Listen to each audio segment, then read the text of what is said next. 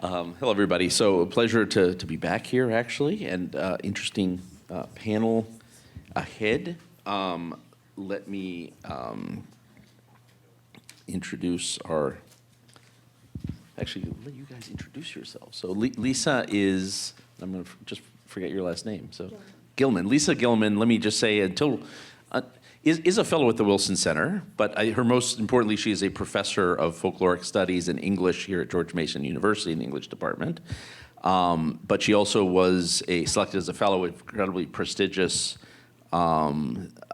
designation this year. The Wilson Center, unfortunately, is in the process of shutting down. So great to have you here. Zoey Ferguson is a master's student looking at crisis and displacement and she will tell us where the department, because I have forgotten that, but NYU.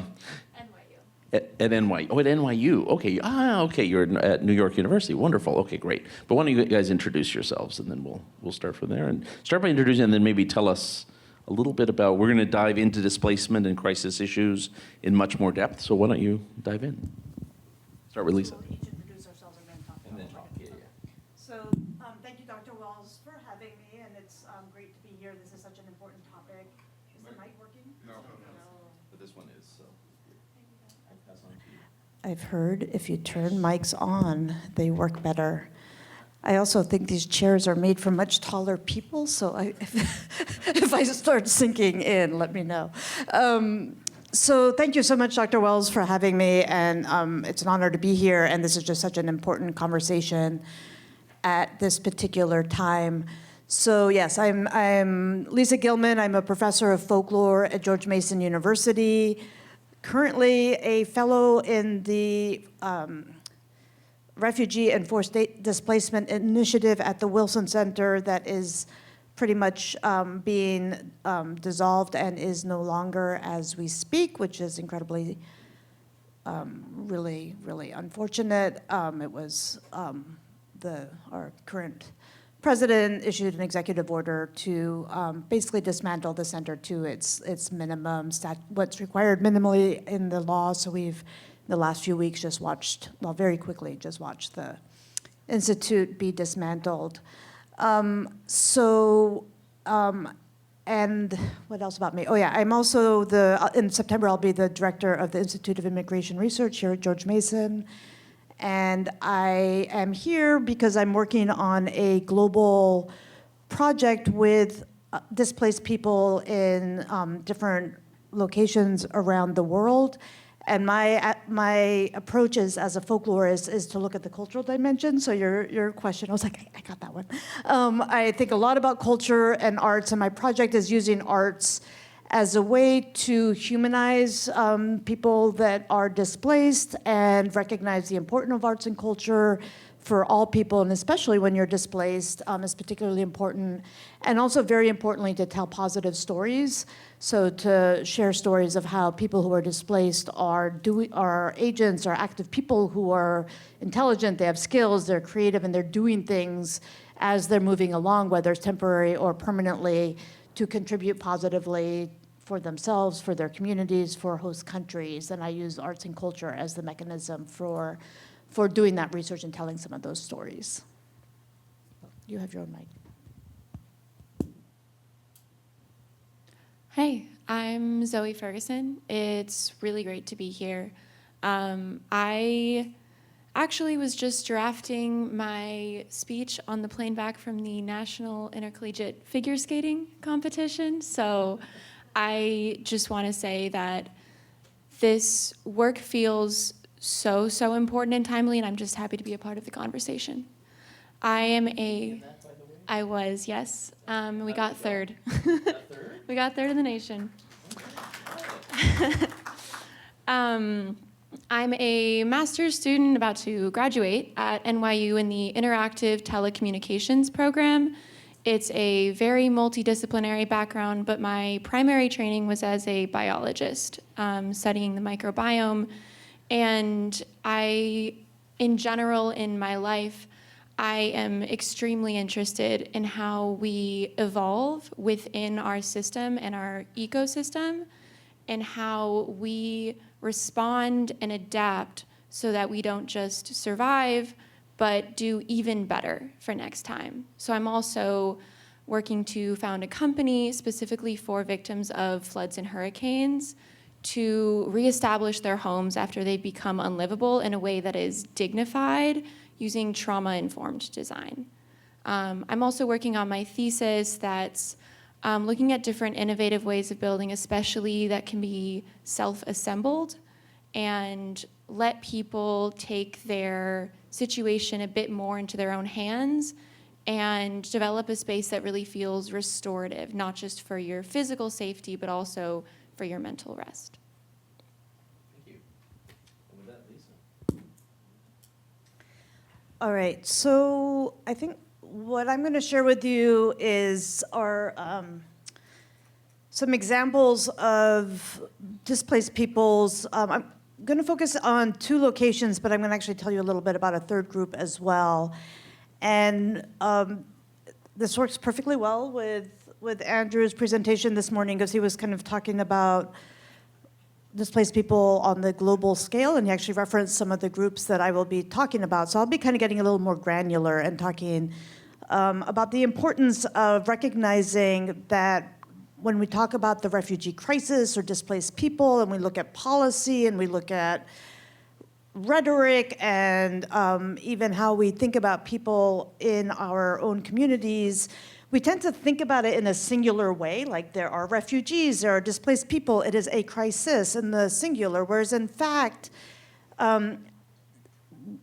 there are many crises, and what we're talking about is an incredibly diverse landscape, both in terms of why people are leaving wherever they're leaving, how homey that is or not. We tend to also romanticize the idea of home. Sometimes they're leaving places that were never welcoming to them.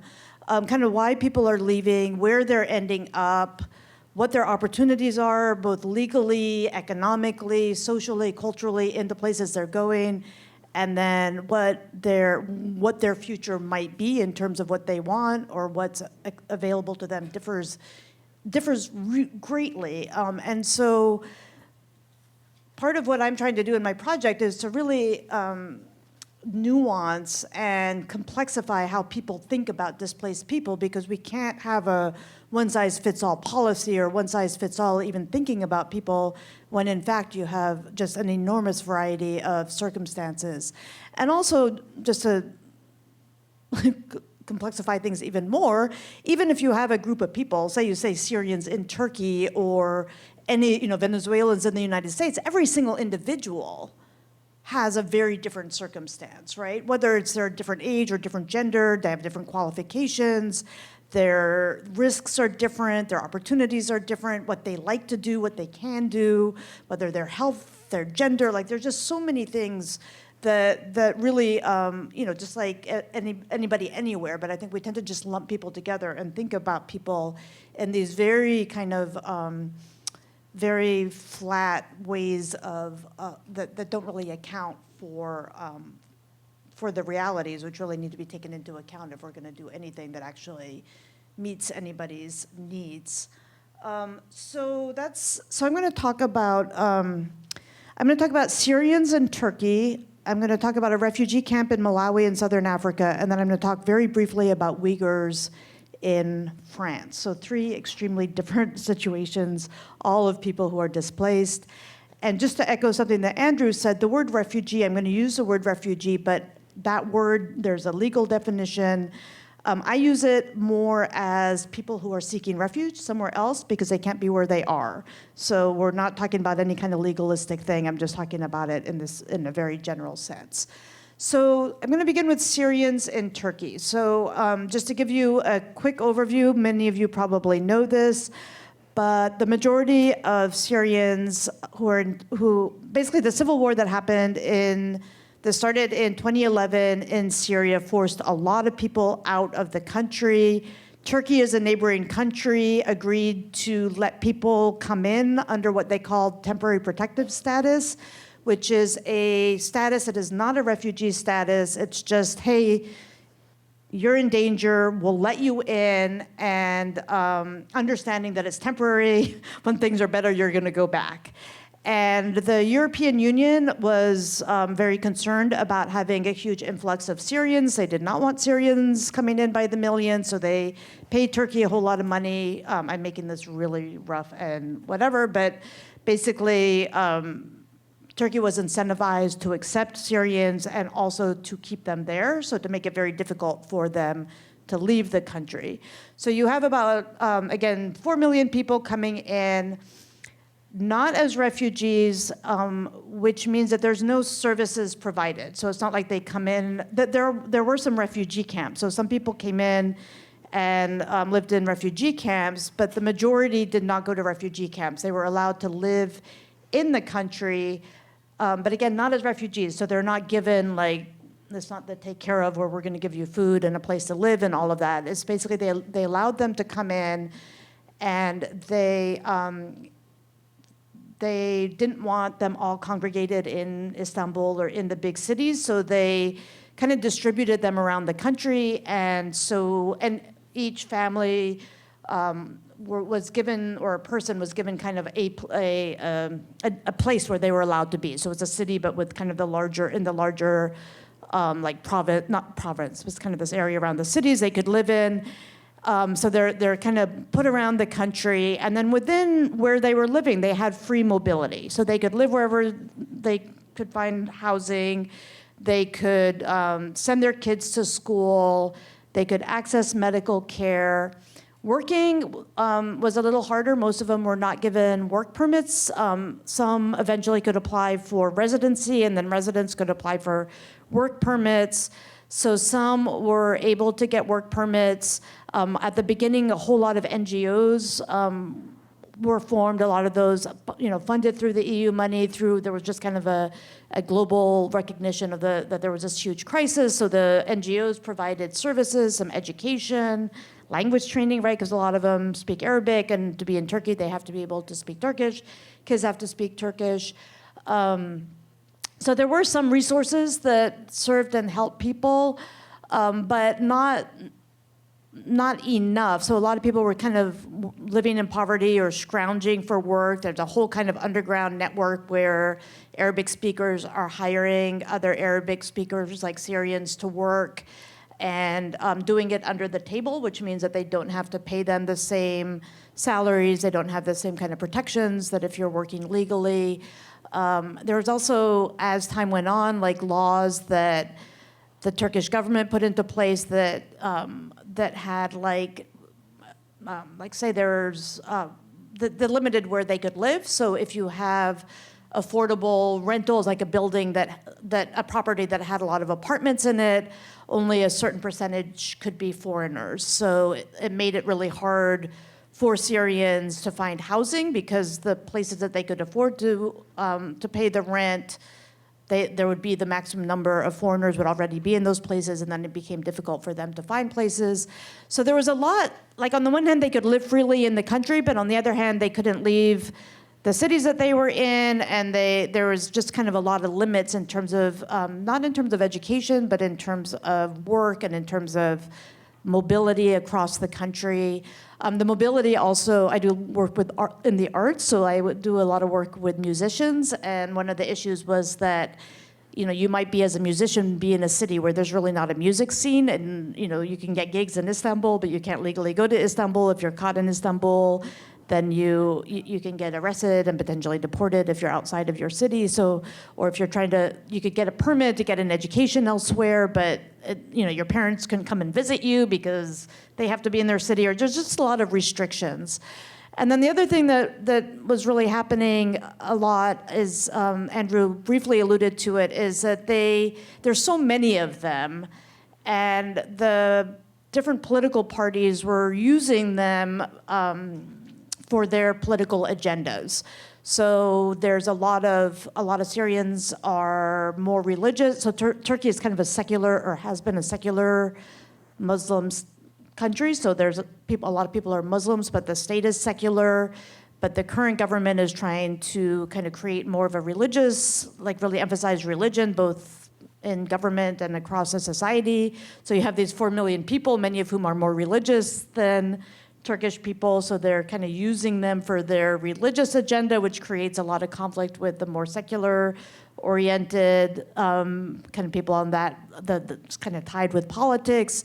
And then there'd be times where suddenly it would be in the interest of the government to say like, oh, we're, to kind of blame the Syrians for economic problems and, kind of scapegoat them for various things. So they're always kind of being used politically by different factions, which put them just kind of vulnerable and at risk and really fed a lot of anti-Syrian sentiment. So a lot of people in Turkey across the political spectrum want them out for a lot of different reasons. When I was there in 2024, the situation had gotten really bad. A lot of them had been there 15, 16 years. Their kids are going to school. They're working however they're managing. They're doing, kind of a small number have got citizenship. But there was just a huge effort by the government to squeeze them out, to kind of force them to leave without changing any of the laws or without seeming to change their agreement with the European Union.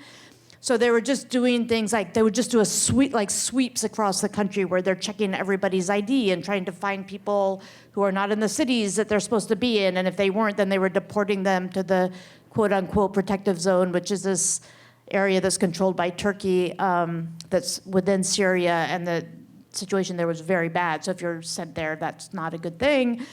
They were finding, if people had like a parking ticket or a taillight, I don't know, like they would stop cars for just some small infraction and then use that as a reason to deport people.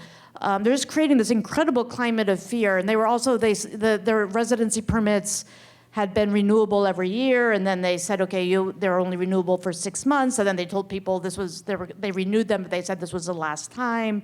So you had situations like a family that I know where everybody in the family had gotten Turkish citizenship, which is unusual, except for the mother. The mother was like in her 80s, her husband had died 2 years before.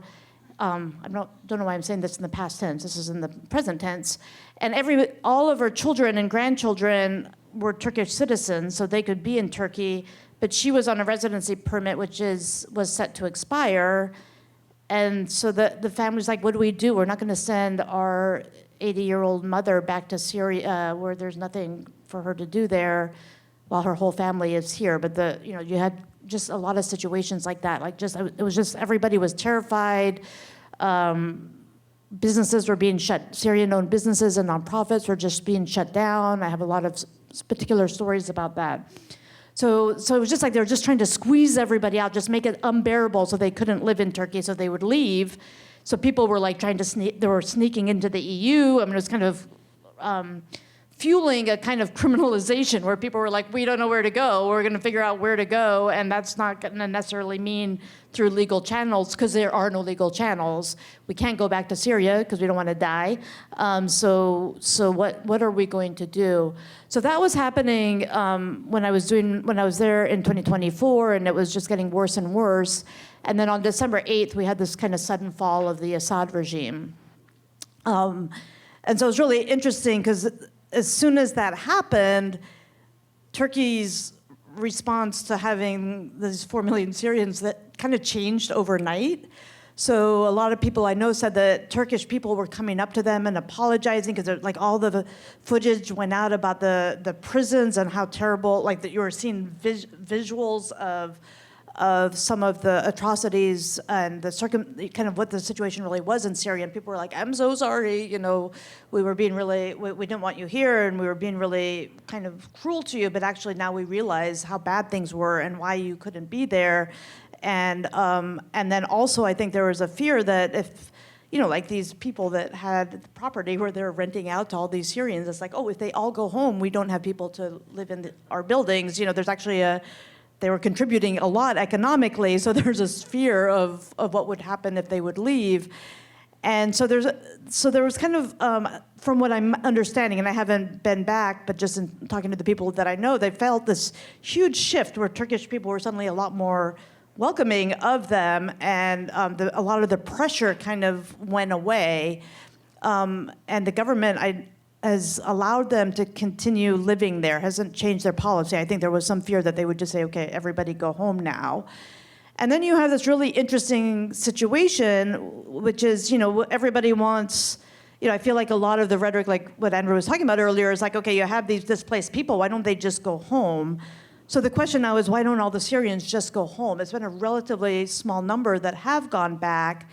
And just to give you a little bit about that is that, first of all, the country is completely devastated by war. So there isn't the infrastructure. The electricity is, depending on where you are, in many places, it's just, a little bit every day. There's not, you couldn't, a lot of people couldn't do their work that requires internet access or lights, just kind of some basic things. There's not enough buildings. Rents are really, really expensive because the demand is much greater than what's there.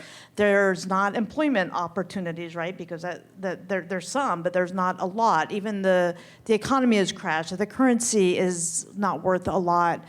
And then you have the precarity of what is this new government going to be? Is it going to be? Are people going to be safe if they return? And I know a lot of women I know are worried about, you probably know that the current, I guess he is president now, right? Yeah. He's, he has a history of really conservative, kind of Islamist background. And so is that going to be the future? And they don't want to live in a situation where their rights would be really limited as women.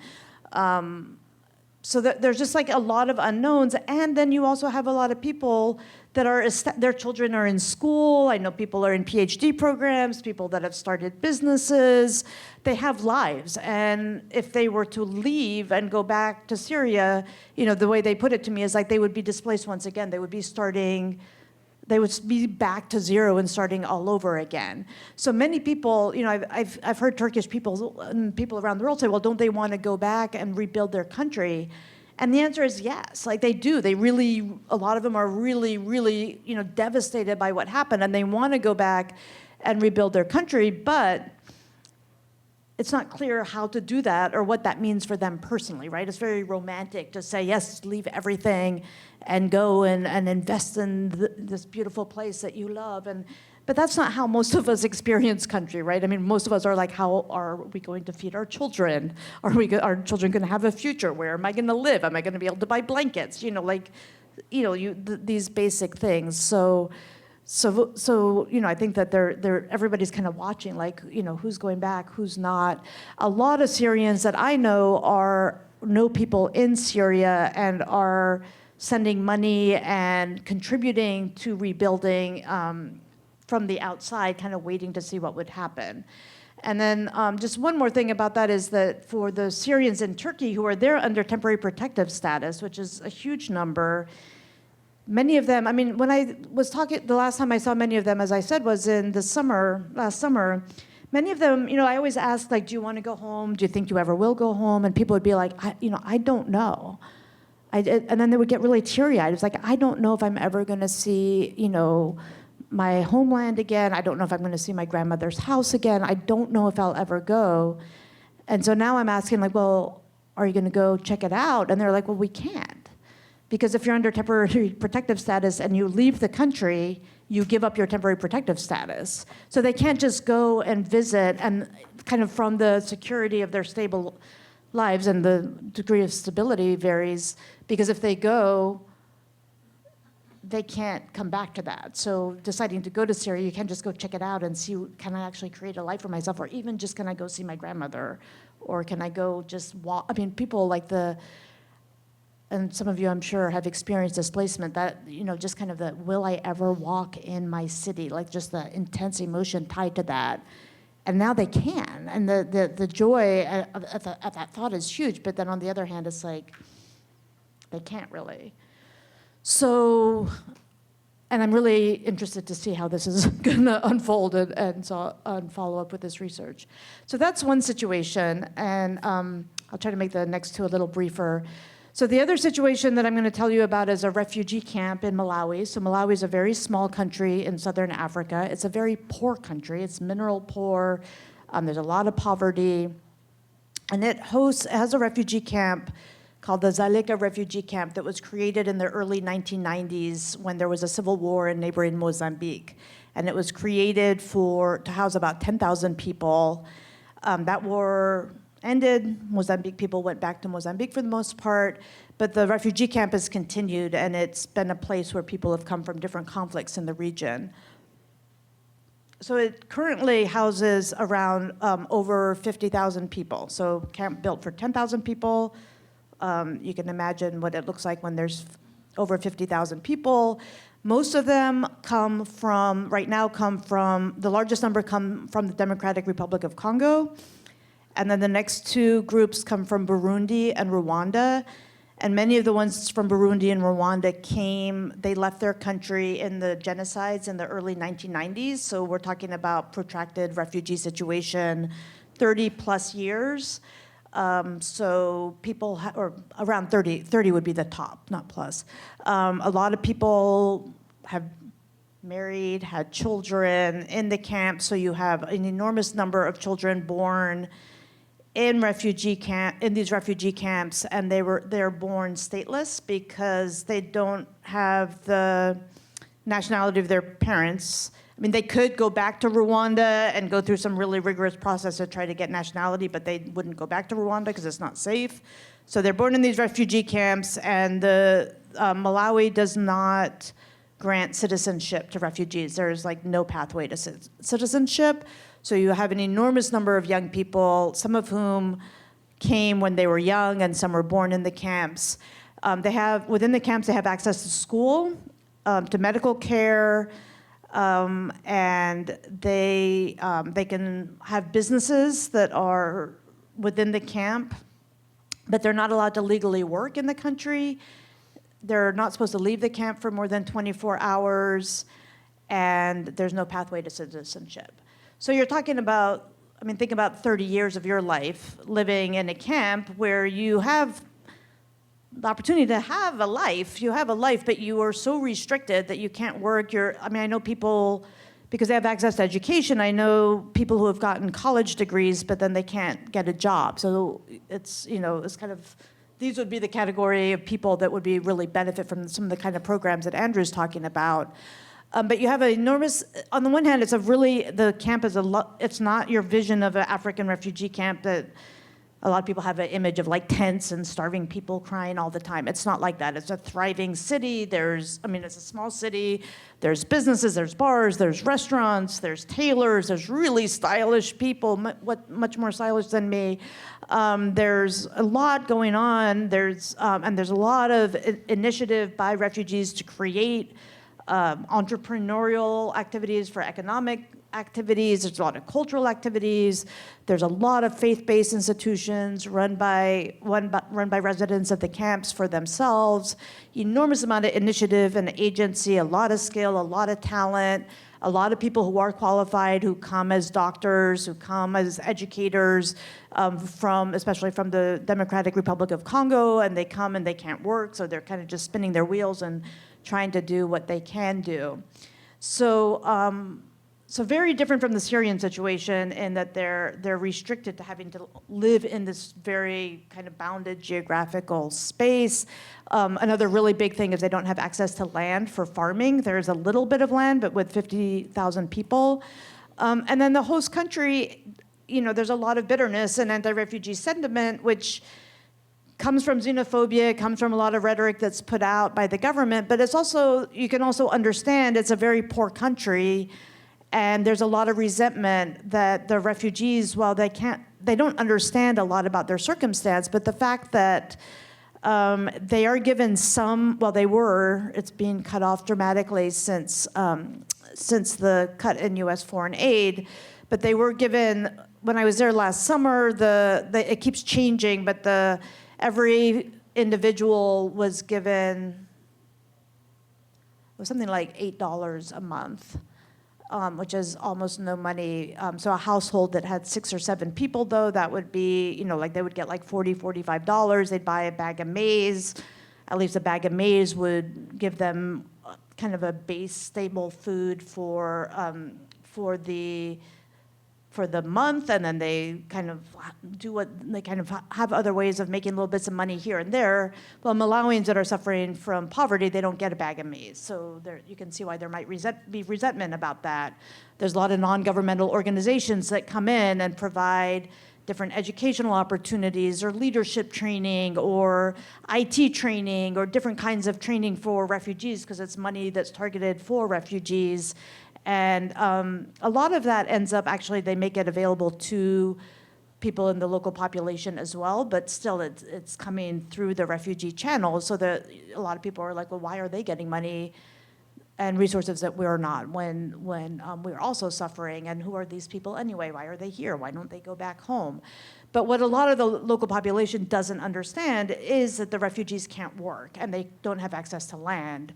So if they're not given the bag of maize, they really have nothing. And if their kids do, if they do invest in their children for education and job skills training, they just hit a wall. I mean, they really can't do much with that.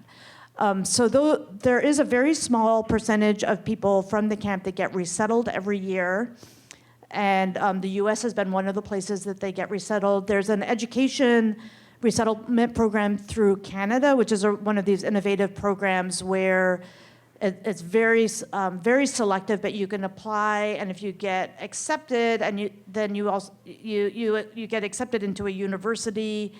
It's called the WUSC program, and then it's a pathway to citizenship. So you come to Canada, you go to a university, you're funded, and then you can then apply for citizenship, so you get educated, and then the idea is then you would go into the labor market and contribute. So there's that program for like 1 or 2 people a year get into, and resettlement in the US has been an option for a very small number.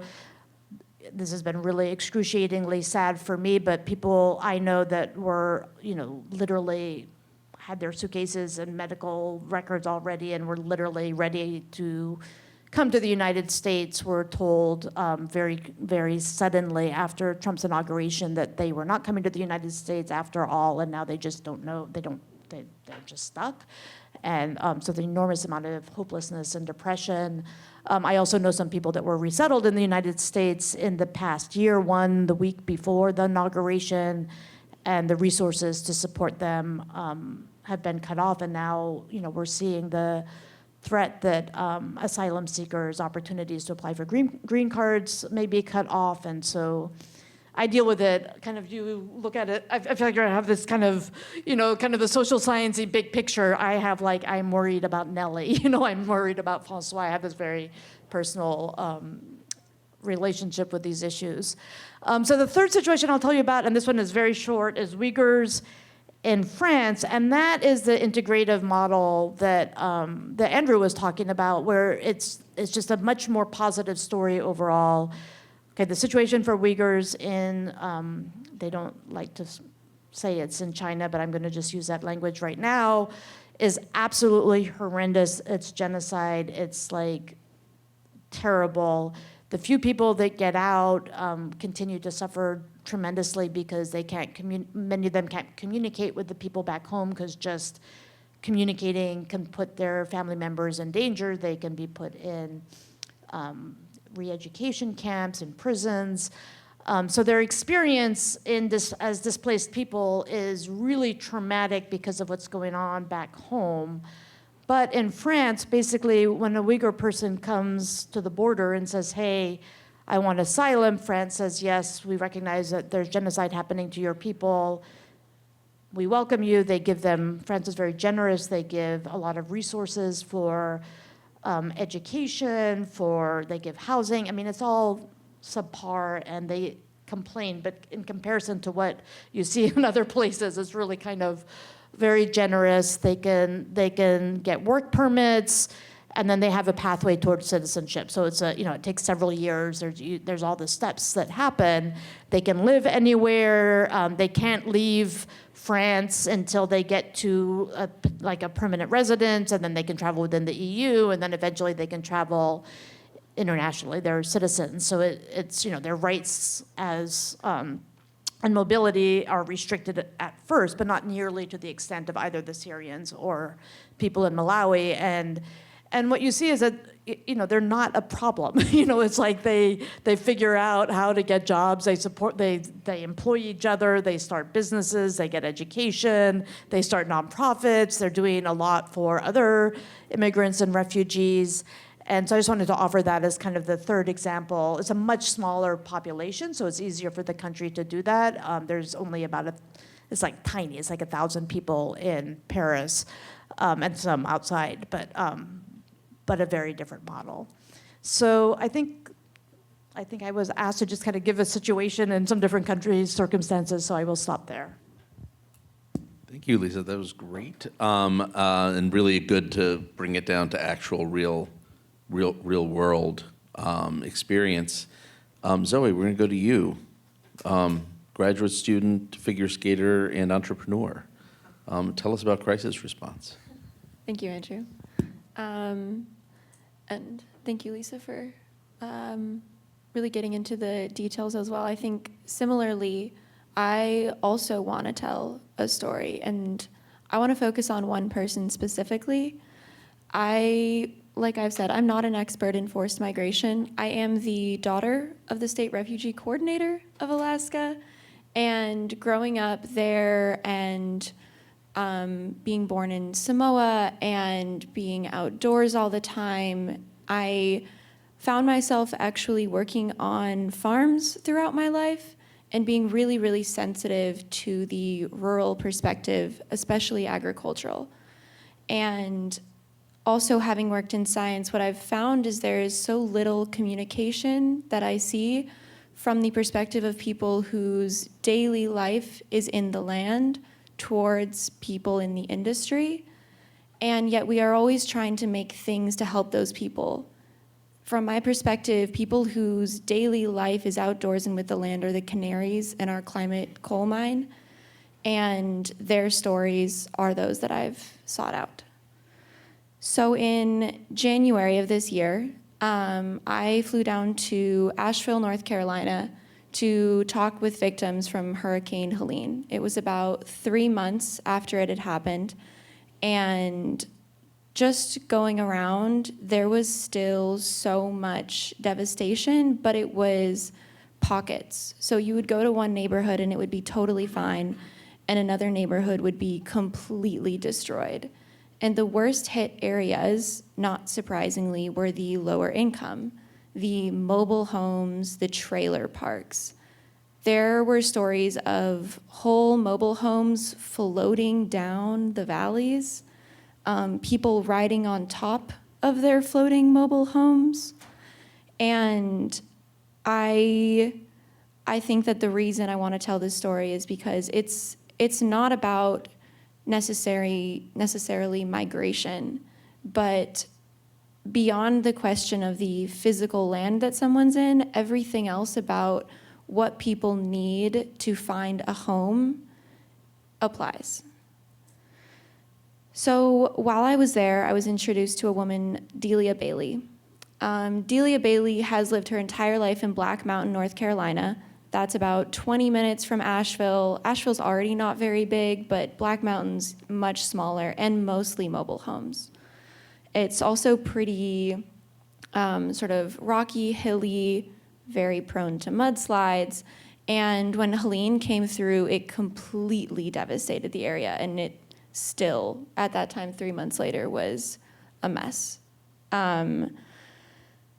When the hurricane actually hit, the communications went down, and Delia didn't realize how bad it would be. And like many people, she didn't expect it to get anywhere near as bad as it became, and she stayed at home. And as things got worse, she didn't even know how bad it was getting because there was no communication. Meanwhile, her husband was working at the Hotel Indigo, a hotel nearby. It became a shelter place. But he worked through the storm. And like many people, there were still jobs that had to be kept up even as the storm was actively raging. And Delia tried to bunker down. She also has a severely autistic son who's 16 and 2 cats. that she was trying to take care of. And the second it became clear when the water was flowing up into their house that this was not going to be sustainable for any longer, they'd already lost power, they were somehow able to get in their car and use the bit of gas they had left to get out of town. And she barely heard from her husband in the first 2 weeks, but there was definitely no Wi-Fi. It took 2 weeks for cell towers, the ones that still were standing up, to communicate and talk to each other and share service. Initially, there was no water because everything was full of soot and all the pipes had gone down. But within those 2 weeks, FEMA did come in. And so all of a sudden, the power there were generators around, there were water bottles, there were tankers, but clearing the roads became an issue. And you may be imagining like big equipment. She described mules being the heroes. People were riding mules, and the first 2 weeks were search and rescue. So when she came back after about 2.5 weeks, she was still seeing people being dug out of the rubble. There was a woman who had a baby inside of her house and was trapped there for 6 days. And she went back to her house, and it visually looked fine. And she lived in it as the mold was growing. Whether or not your house is actually flooded in a way that will look damaged, a lot of people don't even realize that the mold growing started affecting her lungs. Her and her son started coughing. Her cat had drank some of the water, which toxins are flowing all the way around. Her cat started getting sick. And her husband, meanwhile, is still working at the hotel. They were living there, and they were going there because it was the only source of Wi-Fi. They would take little breaks there, and at this point, water and food and diapers were actually in excess because everybody assumed, oh, well, you don't have those for the first 2 weeks, you must need those. And so they sent tons. And yet the real things they needed stuff to be self-reliant. She wanted to cook her own food, and they couldn't cook. She had to go out to meals and was spending so much money, which she has very little of, on cooked restaurant meals because that was the only place she could actually eat. As they were starting to recover, the main recovery organizations besides FEMA were churches. Churches were their hub. Also, Beloved Asheville, a local nonprofit, had been there for a long time. They pivoted their action really quickly to disaster response. But beyond these, very religiously motivated organizations started coming in, and they started having caveats to their help. They had a lot of free things to give, but they came at a sort of loyalty or commitment cost. And there were very interesting organizations from lots of different religious sects that were offering assistance if you agreed to be a part of their church, a devotee, many different things. Around the same time, things with FEMA got political, and Trump and Elon Musk came through. Elon Musk said, you can have free Wi-Fi, and didn't very clearly communicate, you get 2 or 3 months free on Starlink, just of the service charge, but you are automatically signed up from then on. And so all of these people who barely had enough money to be getting food were suddenly paying for Starlink for their houses, and they didn't realize they were paying for the service fee. Trump was saying that FEMA is doing nothing, and people believe that because they couldn't see what help was being offered. FEMA was focusing on search and rescue. They were paying some minimum amount of money, but people started getting so angry at the FEMA workers. There was one who was shot at, they were getting death threats, so they had to pull back for their own safety. And as Delia is dealing with her mobile home, she finally is coughing so bad she can't stand it anymore. Her church is able to secure her an RV. These sound like a great solution. People in refugee camps would love to have an RV. But if you imagine actually living in an RV, that is where I interviewed her. And she had all of these boxes of storage stacked up in the shower because it was too short for neither her or her husband to ever actually use. She couldn't use the toilet because their tanker would get filled up and they didn't have a sewage line dug to it. That would be months of waiting time and effort and thousands of dollars just for a temporary fix. So she couldn't even use her own toilet. She couldn't use her little stove because it used propane, which was incredibly expensive and scarce. She had to use that to heat, and it was cold in her RV. She was barely heating it, and she was going through most of her money on propane. For cooking, she used an electric stove that plugged into the electricity that she basically took an extension cord and plugged into her house and continued paying the bills for her home electricity and water because that was the only source she could get.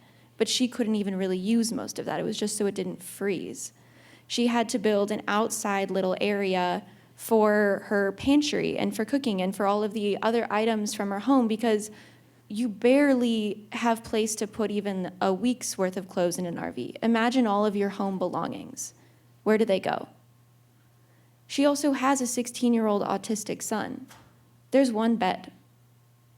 Her autistic son then had to get a second trailer, which they then had to buy. He also had his own mental health care that he was dealing with. He needed his own items. He was having a really tough time. And so she was trying to take care of her son, her sick cat, with zero space, no place to cook, incredibly little heating, and yet she's paying more money for this than she would even an Airbnb, but there weren't any available. She was at the hotel for 2 weeks with her husband. You'd think maybe that's a little bit better. They've got a working toilet at least. They've got some Wi-Fi. They kicked them out after 2 weeks because you can't have pets there. Also, if you think of the main solutions for people after a disaster happens in the US, you've got hotels, RVs, tiny homes, and Airbnbs. Airbnb type situations, rentals, incredibly difficult to get, very scarce. They rack up the bills fast. RVs, truthfully unlivable after a couple weeks. Tiny homes, the permits are really difficult. They were working on the permitting in the area. They were trying to get them faster, and people actually with a lot of land were setting up like dozens of tiny homes to try and help their community because community care was so strong as long as they were able to just get the permit and then get the tiny home delivered and then get the contractor to build it. Hotels, those ended up being, by the 3 months later that I was there, those were mostly used by people who didn't have a house in the first place because they were that bad of an option compared to everything else. The rules that a hotel enlists, the bureaucracy around getting the permits, hotel managers themselves decide if they'll accept FEMA vouchers. So one hotel will say sure, one will say no, one will say these are the rules at our place, one will say actually these are a completely different set of rules. You may not be able to bring your pets, you may not be able to cook your own food, you may not be able to do any laundry. It's really difficult. And when she walked me through the costs that she was currently paying versus the money that she was getting, she had barely broken even with the cost she had already racked up just to live in this version of life that she did not feel was dignified, that was already using all of the money that she had gotten from insurance and from FEMA to supposedly remove and replace her house because her foundation had shifted. Even though the house looked fine, the foundation shift and the mold meant she had to replace everything. And the mold was mostly because she'd had to leave when the storm hit. People want to stay if they can, and people want to rebuild if they can. And like Andrew and Lisa have both said, people don't want to leave unless they absolutely have to. And to be honest, what I've heard is that even if it's not dignified, if there's a way to physically live there, they will still try. And all of this, to me, has sort of made the point that there's a lot of the main priorities of people in these situations that what I've seen in terms of innovation sometimes misses, and yet there are such simple things that can be focused on that would do so much to help. So in the general categories of the materials we use to help rebuild, the structure itself, and the design priorities, I've tried to listen and take lessons from what people are already doing themselves in these situations and say, how can we use innovation to speed that up, to meet you where you are? For materials, people were already starting to repurpose, reclaim, and reuse what was already there.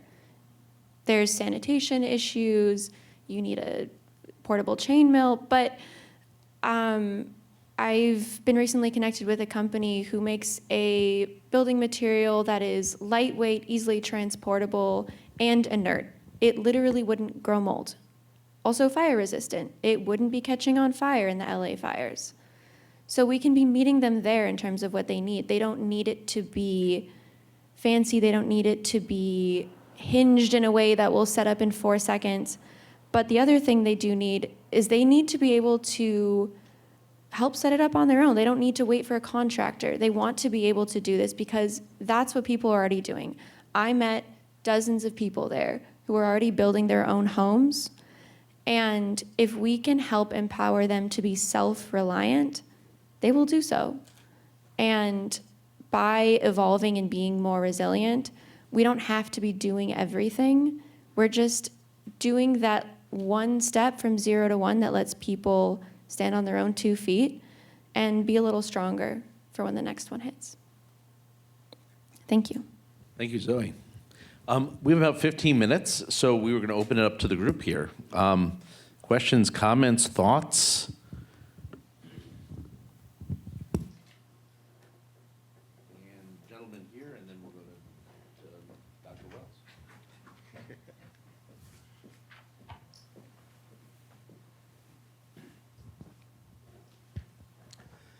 Hi.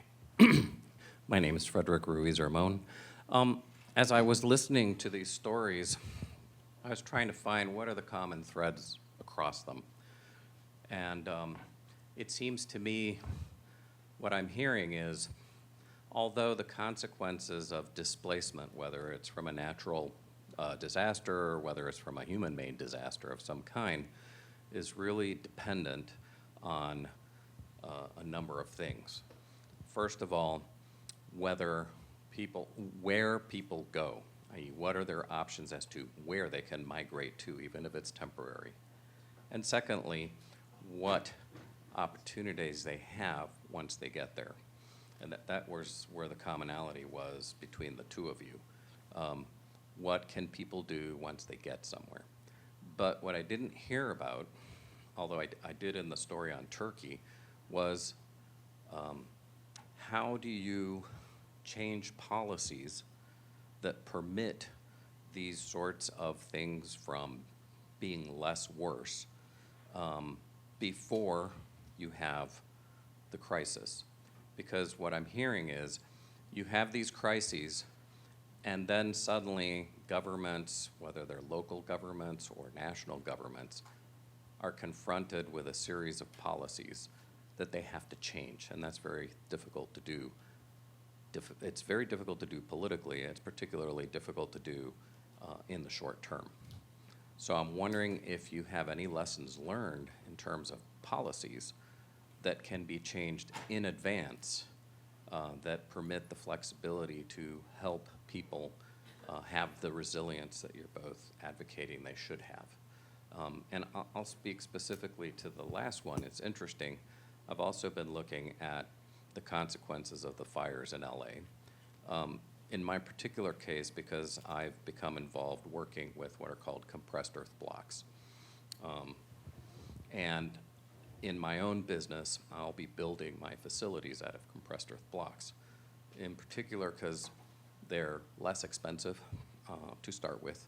You're using the soil from wherever you happen to be to actually make these blocks. They're fireproof, waterproof, earthquake-proof, bulletproof. But when you go back to policies, you have vested interests that created building standards based on the materials either that they knew about or that they're pushing. And so now you have a whole series of complex building standards that don't permit you to use something new. So I don't know, I'm not sure what the question is, but I'm trying to find the common threads across all this, because these were some very, very different situations, whether it was Syria to Turkey, whether it was within Africa, or whether it was here in the United States.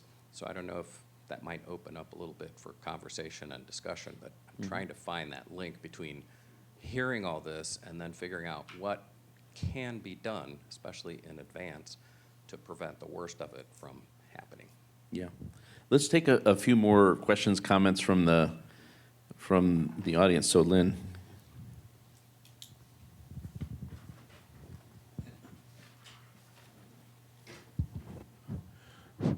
The question here concerns populations turning against immigrant populations outside of disasters. I'm thinking, for example, the attitude towards Turks in Germany over time, but the lack of assimilation, or that lately one hears stories about Scandinavia becoming much less receptive to immigrants. And I'm just wondering, is there any what's been the motivation for this? Many of these questions, people are just getting tired, or is this the fundamental cultural mismatches that need to be addressed more than narrative and storytelling and things like that, better than they have been now? What are some of those underlying factors there? Anyone else want to jump into the conversation? Actually, if I could tie in my question, your keynote speech brought out this question, but I think it's applicable to here. I'm a member of the CERT, Community Emergency Response Team of Santa Clara County, and the idea is, in California, and the idea is that when there's an earthquake, as we feel on a constant basis, we're in a better position to help our neighbors quickly versus outside agencies. I remember Katrina with the shift populations to Harris County, Houston, and Harris County, Texas was complaining we don't have the resources to absorb. Uganda, same thing. Your point about the Sudanese coming in, and in Gulu in the north, Masaka in the south, it has had challenges. So with policy, the shift of FEMA, I'm trying to figure out where is the balance of local empowerment and policy making in resources. Counties, I was also a member of CERT of King County, Washington, for earthquakes and earthquakes and volcanoes. They just are not set up budget-wise, policy-wise to handle local response, but then waiting for a state or federal response is costing lives. And I'm still trying to find decades later of where the balance is. Okay, we have 8 minutes, so back to you, Lisa, and then got 4 minutes each, and then Zoe. All right.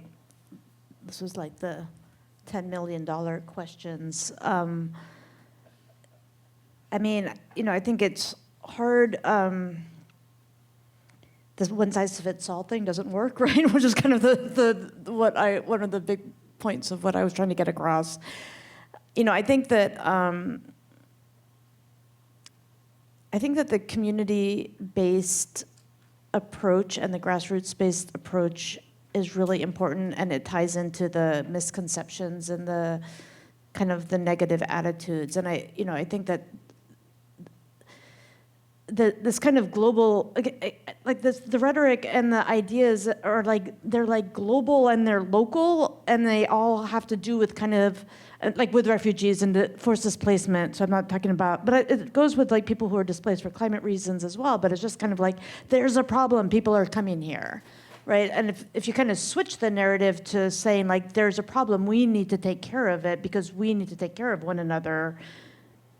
I think if government officials talk that way and people at the grassroots level talk that way, it would change things. I mean, of course, like the huge problem is not the people, right? The huge problem are the crises that are forcing people to leave, right? Whether it's human-made or whether it's environmental, the focus is shifted on kind of the victims. I don't like the victim. I'm not talking about like emphasizing victimhood, but I mean, you know, when Syrians leave because of a war, it's not the people who fled that are the problem. It's the fact that there's a war going on, right? Or if there's an earthquake or a flood, the problem is the flood. It's not the people, but the focus ends up being on the people who are the symptom. And then instead of thinking like, oh, what can we do as human beings to help these other people who are also human, we say, oh, these people are coming to take our resources and our stuff, and they're different, and they eat dogs, you know, like, and so I feel like in the United States, for example, in communities that have really mobilized, for example, within communities to say there's this influx of people, they need a place to be, we're gonna welcome them, and we see this in like, I was just in Utah, Logan, Utah, small city in Utah. And that community really came together. Faith-based organizations, nonprofits came up, and they've done a lot of work in refugee resettlement that came from the grassroots level. And there isn't this like, these are these terrible people. It's like, these are new members of our community, and we're going to welcome them. So I think that, I think that that's something, but it has to come from the top end, the grassroots simultaneously. Like the government can't say they're evil and then people in the community say, oh, we want to welcome them. I think the governments need to be involved in saying, hey, we as a country need to address these issues. What policies can be changed in advance? I mean, I think I'm a culture kind of person and a structure kind of person. I think we need to change the culture and how we think about things. I think some of the innovative ideas that Andrew was bringing up are really important. I think one of the huge things that kind of came up briefly, and I'm getting at the end of my 4 minutes, but is that a lot of the resettlement programs take people to very different linguistic and cultural environments. Like Uyghurs in France do well, but most of the Uyghurs I know speak English fluently. They don't speak French, and so they can't get French citizenship until they learn French. They would do better in an English language place because they already speak English. And so, kind of thinking about some of those structural things about, we have people are moving, they always have moved, they always will be moving. How can we think about this globally and locally that really kind of addresses who people really are, what their needs really are, in a strategic and kind of coherent way, rather than just like people fleeing and then being placed here and there and deported and kind of having much more of a conscious and strategic system. That doesn't answer your question because your question was huge, but I think my 4 minutes are up. That was 2 cents on a 10 million question. Zoe. Alrighty, I'll give another 2 cents. So talking first about policy within the United States, I think the question of permitting is really interesting and one I've been focusing on as well, especially looking at California as opposed to a place like North Carolina. I was hearing that permits were a significantly less big issue in Asheville following this hurricane because their permitting authorities were actively working with builders to try and speed up the process, to try and get permits issued as fast as possible. And I talked with a woman who was setting up all these tiny homes that usually wouldn't be allowed, that she was able to give to other victims. That is very different from California. A company's homes I've been working with, they operate primarily in California. They have an amazing design for disaster relief, have never been able to get a permit in California. Very, very difficult.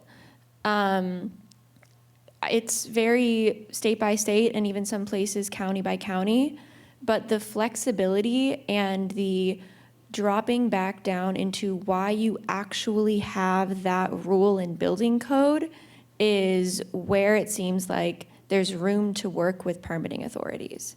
And being able to perform a structural analysis and even maybe going the route of like with the FDA during COVID emergency use authorizations, understanding that something could be permitted temporarily.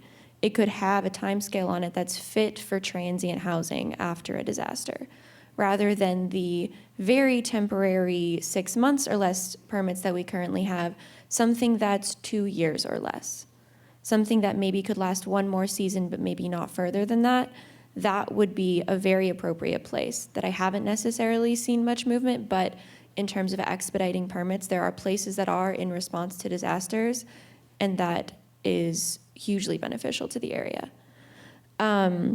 Also, I was talking with a FEMA-funded researcher recently, who mentioned that the only example they've seen of a really good emergency disaster preparedness plan in the United States was, I think, Michigan or Minnesota. They actually had a designated flexible public space to put shelters for a while.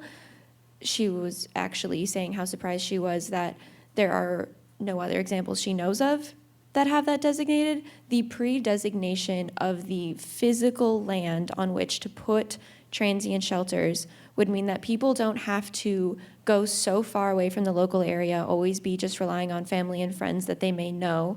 They can stay local, they can reduce the total disaster because they're actively addressing it as it's coming, and move more quickly back into their own home. That would be a great option as well, and truly should be done already. In terms of FEMA, I did speak with many people in North Carolina who felt the FEMA help that was given there was absolutely essential, that they don't know, they know many people that would not have survived without it, because they acknowledged, especially in those first 2 weeks, they were funding and organizing the search and rescue. So beyond just the grants that they were giving people, the actual search and rescue, and working also with like private helicopter pilots in the area and bringing other people locally on, but they were coordinating it centrally. And so if it were to not be FEMA, then those two bases need to be covered. The actual authority to organize, especially the search and rescue, who has experience offering appropriate and very, very fast coordinated help without burdening the local community. Those seemed like the key benefits of what they did in relation to other orgs who did come in. That, and also money. If people aren't getting insurance anymore for their houses, how are they going to replace? And if that money goes away, I can't really offer the good alternative of where that's coming from, but if there is no insurance and there is no FEMA money for that, then there are going to be a lot of people who can't afford to live on land they already own after they've already gotten that far. Thank you very much to our panel, Lisa Gilman and Zoey Ferguson. A round of applause, and thank you to all of you, and we'll take a break.